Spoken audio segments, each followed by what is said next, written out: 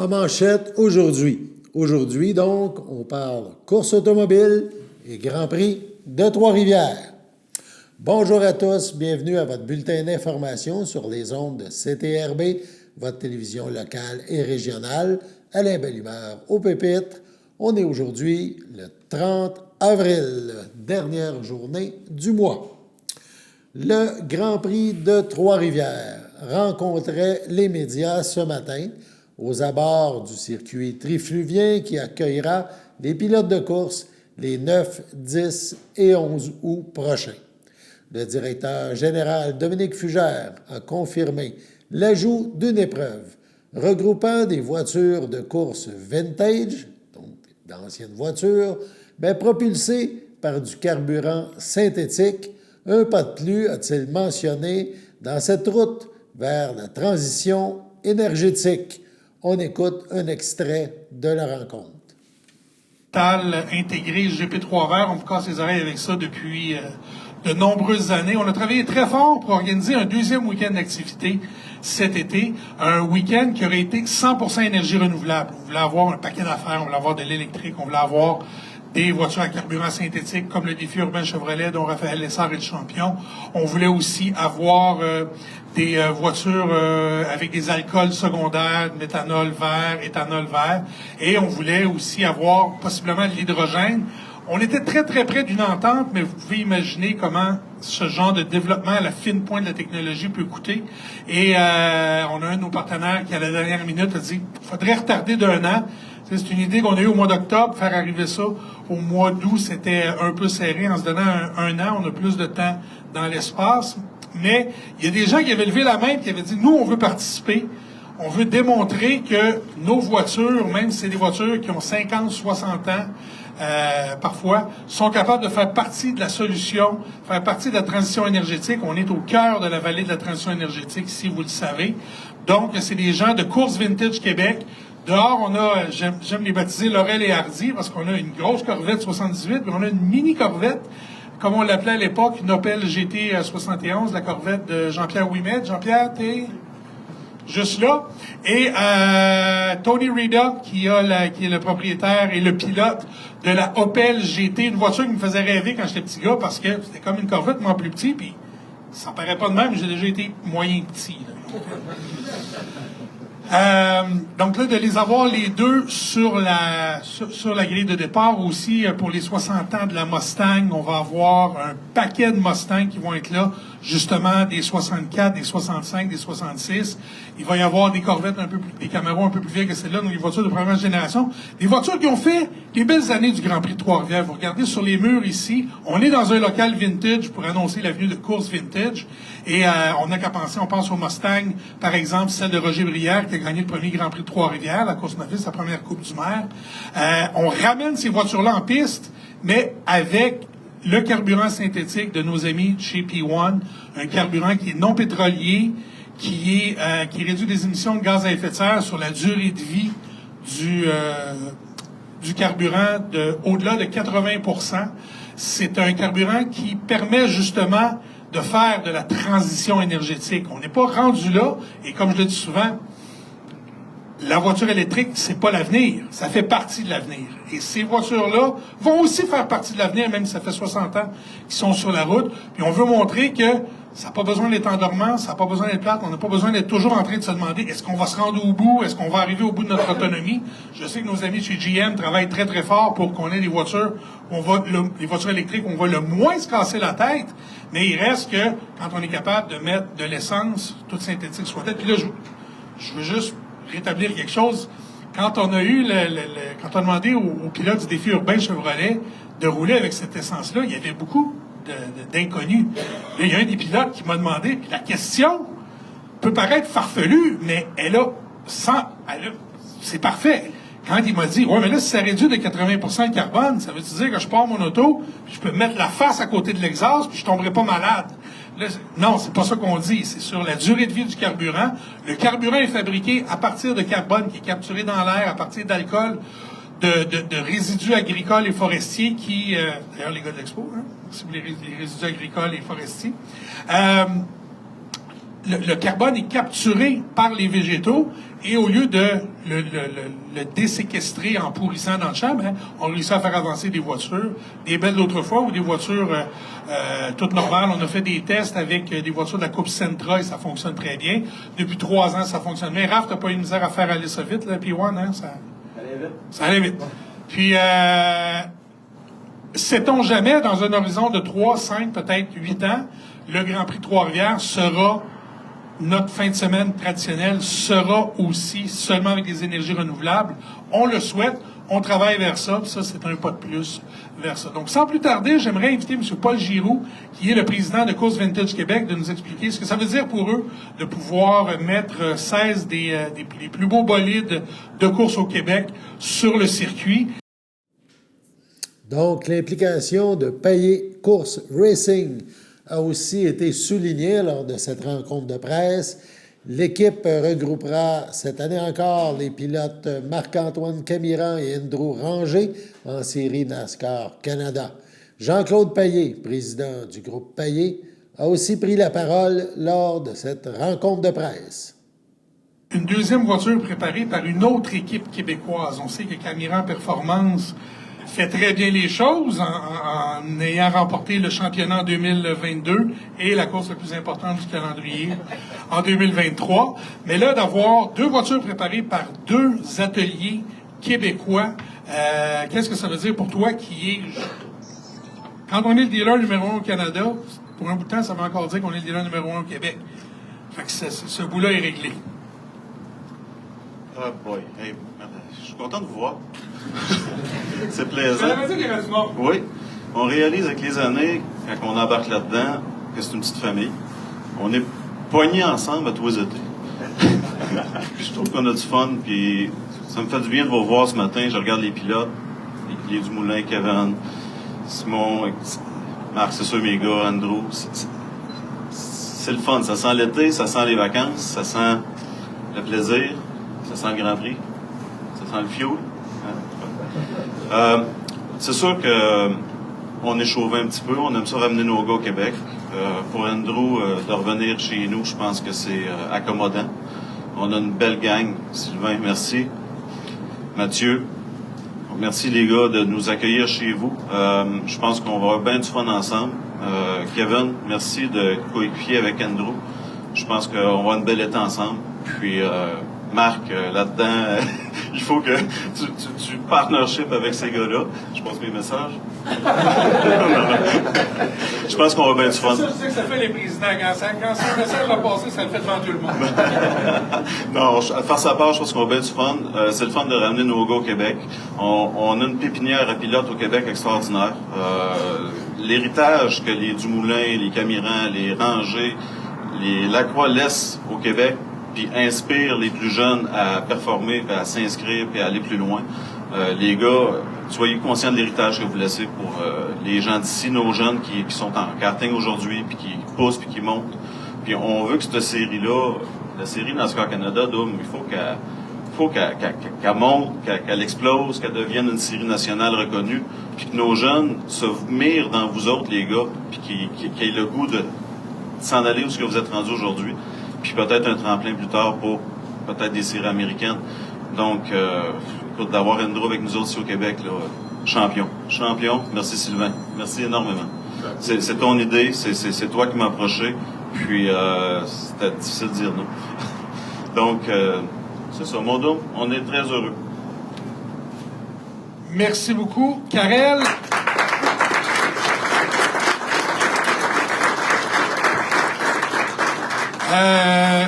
Je parlais avec quelqu'un ce matin en disant il faut que tu rencontres Karel, c'est vraiment elle, la grande Manitou du marketing. Karel Chevrette, oui, la grande Manitou du marketing chez Payet, a quant à elle rappelé l'importance de la course automobile dans la planification marketing de l'entreprise Payet de Berthierville. On l'écoute. Dès mes premières années chez Payet, puis ça a été dès le départ un mandat auquel on a pris plaisir parce que c'est quelque chose qui évolue, puis de faire affaire avec des professionnels comme le Grand Prix Trois-Rivières, comme Innovation Autosport. Je pense que ça nous pousse à avancer, à évoluer, puis le parallèle qu'on fait, je pense qu'on le réfléchit beaucoup en fierté, en passion. Tous nos efforts marketing, on les fait pour qu'ils nous représentent, qu'on soit fiers de les montrer. Puis pour nous, le véhicule de la course automobile, c'est une grande, grande fierté parce qu'à chaque fois, ben, on prend des décisions réfléchies qui prennent parfois beaucoup de temps parce qu'on veut être bien sûr qu'on va être fiers de notre produit. Puis c'est le fun de travailler avec des équipes comme Innovation Autosport parce que justement, des fois, ils nous apportent à changer drastiquement de notre position, mais ça nous fait grandir, ça nous fait évoluer. C'est ça, exactement. Le 18, tout le monde va être sur la track et va être bien affiché aux couleurs de leur écurie. Donc, je pense qu'on peut faire le parallèle avec la notion de passion et d'amour de notre marque. C'est ce qu'on véhicule sur la track avec nos pilotes. On est fiers d'avoir des beaux représentants comme vous deux.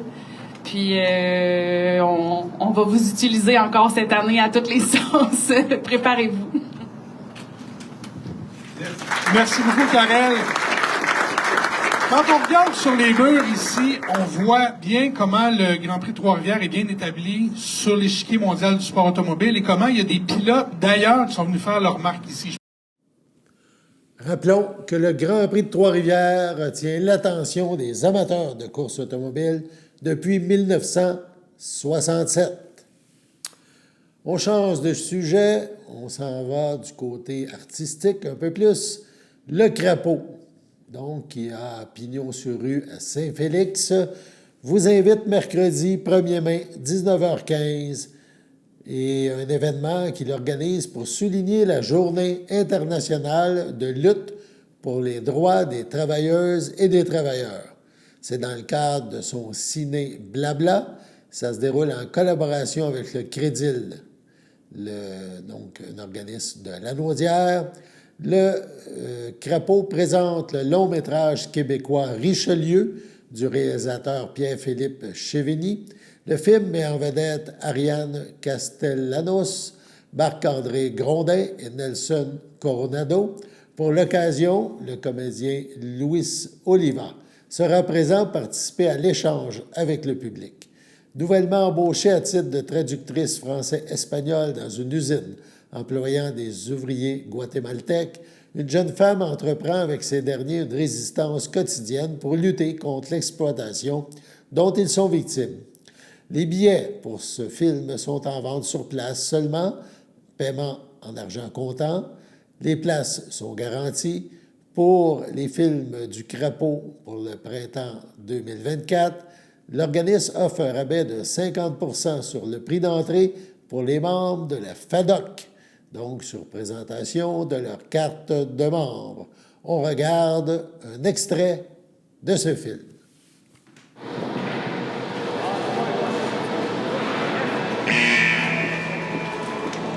Le fuck avec les plucheuses, là. C'est les pleurs pis les cheveux de maïs. Ça colle, cette affaire-là, là, ça bloque le drain. Fait qu'on n'a pas le choix de mettre une équipe pas mal full time.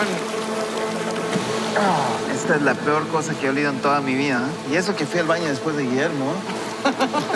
J'ai essayé de niaiser pour travailler. Pas de temps à perdre, moi, là. Il est rough. Mais c'est lui qui a eu l'idée des latinos. C'est à cause de lui si on a de la job. Les gars sont crevés. Ben, tout bas. Tu peux pas demander à un de tes temporaires québécois là, de le remplacer? Il y en a pas de cab qui pèle à 10$ de l'heure. On n'est pas très impressionné par les résultats du dernier trimestre. C'est le dernier avertissement, je vous le dis. Est-ce que c'est clair? Là, c'est ma tête qui est sur le bio. Il va falloir les fouetter un peu, là. Overtime, overtime.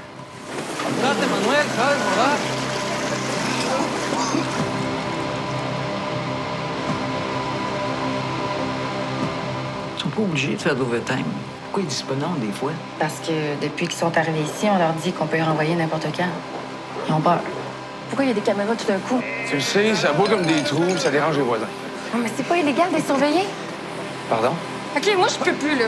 Je peux pas être complice de ça, là. C'est dégueulasse la façon dont t'es traite. Donne-moi ta passe. Tu dis que t'es plus capable, fait que donne-moi ta passe. Christy, tu peins quand tu me parles de même? Donne-moi ta crise de passe! Pourquoi t'as pensé? Tu le sais que s'ils font une enquête, on va tous perdre notre job. Fait Castor, vous savez comment ils se sentent.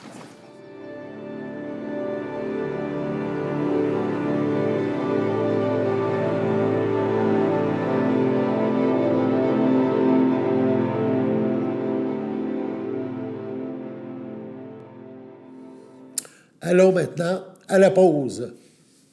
Votre station de télévision de Berthierville vous invite cordialement à son bingo hebdomadaire télédiffusé tous les samedis matins dès 9h30. Depuis longtemps, les fans de CTRB se divisent le joyeux montant de 600 $ chaque semaine à cette joute de bingo. N'oublions pas non plus le super bingo mensuel d'une cagnotte de 2000 $ que vous pourriez vous partager chaque premier samedi du mois. Un moment de fébrilité qui pourrait devenir payant pour plusieurs d'entre vous. Pour vous procurer ces fameuses cartes de jeu, les dépositaires participants sont à Berthierville, le dépanneur Formule 1, la station-service Arnois sur le boulevard Gilles-Villeneuve, le marché IGA Extra Famille Mont-d'Or sur la rue Gabriel-Brissette, le marché Métro Boucher sur la rue Notre-Dame et la pharmacie Proxime sur la rue Frontenac. À Saint-Ignace de Loyola, le dépanneur Proxy sur la rue de la Traverse, la boucherie Aldo sur le rang Saint-Michel. C'est donc un rendez-vous hebdomadaire chaque samedi matin à 9h30 sur les ondes de CTRV, votre télévision locale et régionale, celle-ci toujours en haute définition. Toute l'équipe de CTRB vous remercie de votre fidélité et vous souhaite bonne chance.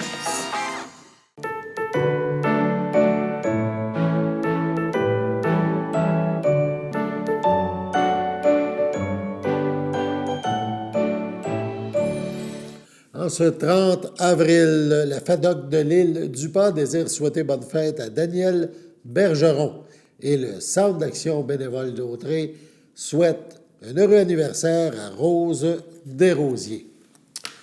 On poursuit les informations, cette fois au niveau politique. Le député de Berthier-Masquinongé, Yves Perron, se désole de voir le budget du programme Emploi d'été coupé une année de plus. Malgré une nouvelle diminution du budget, le député confirme l'attribution d'un total de 155 emplois d'été cet été. Alors que la demande augmente pour ce programme, qui aide de nombreuses municipalités et organismes communautaires à combler leurs besoins en main-d'œuvre pour offrir des services à la population de la circonscription, le montant attribué à la circonscription a encore été réduit et ces coupures ont un impact concret sur nos collectivités, résume le député Yves Perron. À titre comparatif, 613 206 $ ont été distribués l'an passé, pour un passage à une enveloppe de 598 520 cette année. C'est presque 15 000 $ de coupure pour la saison estivale à venir, mentionne-t-il. Il s'agit là d'une baisse d'environ 2,4 % du budget, alors que l'indice des prix à la consommation, même si l'inflation a été considérablement ralentie, était à 2,8 % en février dernier. Ce genre de situation amène des déceptions importantes pour les organisations de la circonscription qui ont besoin de ce soutien pour bien fonctionner. On nous informe que malgré qu'il n'y ait pas de coupure au montant global attribué au programme, les méthodes de calcul ont été revisées cette année en se basant sur le recensement de 2021 et l'enquête sur la population active de 2023, entraînant des variations causées par les changements survenus sur le marché du travail des jeunes. Mais nos gens ont besoin de ces subventions.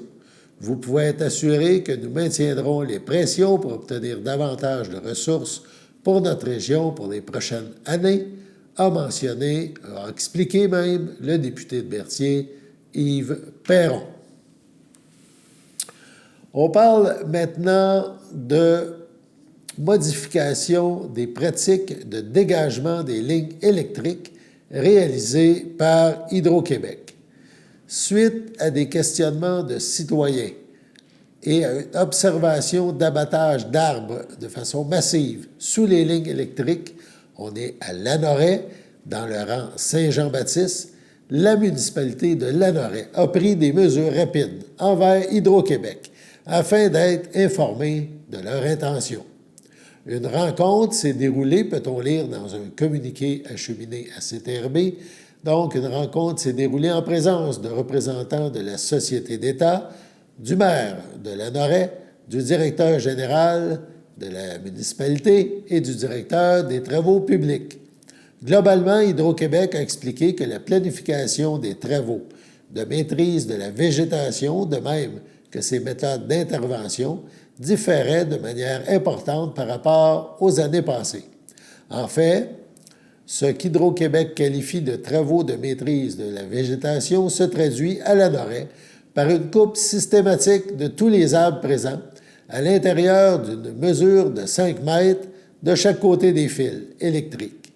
En résumé, l'élagage habituel est remplacé par des coupes au sol dans un corridor de 10 mètres de largeur. La municipalité de Lanoraie trouve ce procédé inquiétant et incohérent avec les principes et valeurs qui s'inscrivent dans le projet de politique de l'arbre et du patrimoine naturel. Bien qu'elle comprenne les impacts reliés au contact des branches sur les lignes de transport, notamment lors de situations météorologiques d'exception, la municipalité veut éviter une coupe massive d'arbres qui changerait radicalement le portrait du territoire. La municipalité de Lanoraie tient à informer ses citoyens qu'elle est proactive et tient les communications serrées avec Hydro-Québec. Elle est en attente de présentation de documents demandés à Hydro-Québec lors de leur dernier échange. Pour le moment, la suspension des travaux est toujours en cours, le temps de rencontrer à nouveau les représentants de la société d'État et de trouver des solutions qui concilieront la sécurité des lignes électriques et la préservation de l'environnement lanorois. Pour toute question ou commentaire, la municipalité vous invite à communiquer avec le maire André Villeneuve par courriel à villeneuve@lanoraie.ca ou en composant le 450-887-1100, 450-887-1100, le poste 3012. Sur ce, passons à la pause. Votre télécommunautaire régional présente la loterie Moitié-Moitié. Pour jouer, visitez moitié-moitié.tv. Chaque semaine, 2 façons de gagner. Le tirage au sort et si vous trouvez l'as de pique dans votre enveloppe, vous gagnez le gros lot progressif. Les billets sont disponibles sur moitié-moitié.tv à partir de seulement 5 $. La loterie Moitié-Moitié au profit de votre télécommunautaire autonome participante. Visitez moitié-moitié.tv. Les tirages mercredi 19h.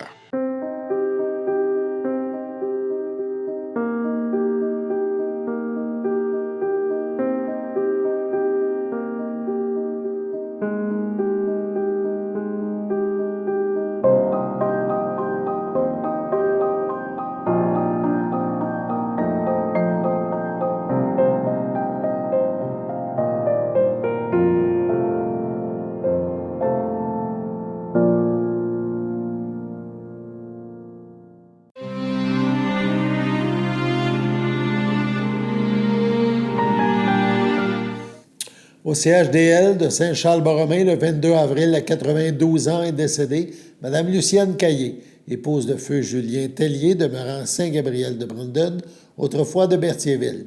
Elle laisse dans le deuil ses enfants, Claude Tellier, Monique Mathieu, Michel Tellier, Dominique Trottier, Stéphane Tellier, Lise Cabana, ses petits-enfants, bébé Christelle Cabana, Simon Rondeau, Myriam Cabana Tellier, Yannick Désy, Louis Cabana Tellier, Maude Casavant Engelhardt, Jean-François Trottier, Karine Lévesque, Pierre-Luc Trottier, Mélissa Béchette, Marc-André Trottier, Annie-Pierre Trottier, Dominique Bernard et les petits arrière-enfants. On parle d'Élisabeth, Catherine, Ludovic, Lexi, Mathis, Nathan, Maëlie, Elliot, Léa, Clémence et Simone. Ses frères, sœurs, beaux-frères et belles-sœurs. Hervé Caillé, Lina Caillé, André Nadeau, Denise Pelletier, feu Bernard Caillé, Daniel Caillé, Thérèse Tellier, feu Jean-Claude Rémillard, André Tellier, Lise Brunel, ainsi que plusieurs neveux, nièces, autres parents et amis. La famille vous accueillera samedi 4 mai, 9h, au complexe funéraire Thériault, rue Notre-Dame à Berthierville. Une liturgie aura lieu directement au salon à 11h. Madame Caillé-Tellier sera inhumée au cimetière de Berthier le même jour. Au CHSLD Roland Leclerc de Trois-Rivières, le 25 avril, à l'âge de 85 ans, est décédée Mme Thérèse Poirier, épouse de feu René Doyle, conjointe de feu Nelson Potier, demeurant Trois-Rivières, autrefois de Berthierville. Elle laisse dans le deuil son frère, sa sœur, ses beaux-frères et belles-sœurs. Feu René Poirier, époux de Doris Roy, Claire Poirier, épouse de feu de Jacques Sylvestre, Jacques Poirier, époux de feu Carmela de Grandpré, ses neveux et nièces René, Nancy, Nathalie Poirier, Stéphane, Anne, Sandy Poirier, Richard Sylvestre, les familles Doyle et Poirier, ainsi que plusieurs autres parents et amis. La famille tient à remercier le personnel du CHSLD Roland Leclerc pour les bons soins et le dévouement envers Mme Thérèse Poirier. La famille vous accueillera dimanche 5 mai dès midi au complexe funéraire Thériault, 741 Notre-Dame à Berthierville. Suivra une liturgie en la chapelle du complexe à 14h30. Mme Poirier sera inhumée au cimetière de Saint-Gabriel de Brandon à une date ultérieure. Au CHDL de Saint-Charles-Borromée, le 7 avril, à 87 ans, est décédé M. Fernand Bellumeur, époux de Françoise Poulette, demeurant à Sainte-Geneviève de Berthier. Il laisse dans le deuil, outre son épouse, ses enfants, Richard Bellumeur, Julie Lapointe, Feu Claude Bellumeur, Nathalie Lamotte, Julie Bellumeur, Gino Beauséjour, ses petits-enfants, Laurence Mador Bellumeur, Angèle Mador Bellumeur, Chante Monette, Olivier Bellumeur, Élodie Biderman, Catherine Bellumeur Calbonnet, Antoine Bellumeur Mia Vannes, Gabriel Beauséjour, ses arrières petites-filles, Rosie, Laurelie et Camille, ses frères, sœurs, beaux-frères et belles-sœurs. La famille vous accueillera.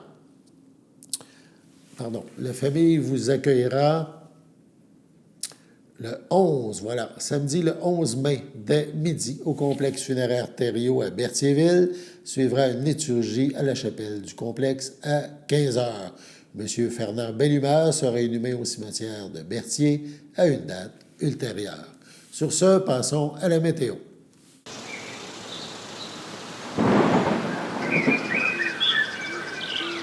Bienvenue à votre météo de cette semaine. Aujourd'hui, mardi soir, ce sera nuageux avec averses, une température de 7, un temps ressenti de 4, moins de 1 mm de pluie.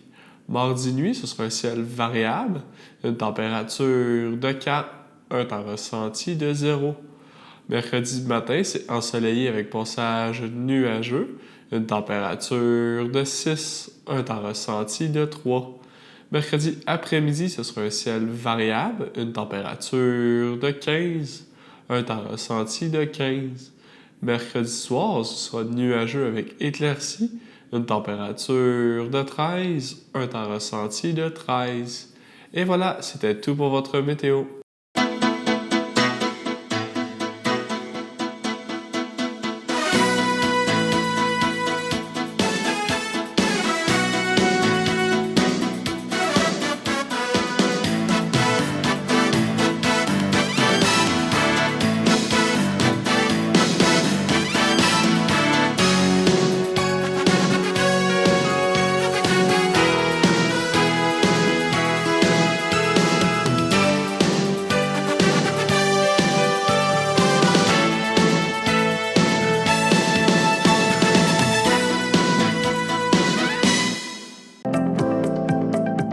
Les télévisions communautaires autonomes du Québec, ce sont les télévisions les plus importantes parce qu'elles sont proches de la communauté. On veut encourager des gens qui parlent de ce qui nous intéresse, mais aussi qui participent au développement local. Mais c'est fini le temps là, où on allait lire une affaire qui a été écrite avant hier au bout du monde. Non! Tu veux savoir ce qui se passe chez vous? Bien, ma télé préférée, c'est la télé autonome communautaire. C'est ici que ça se passe.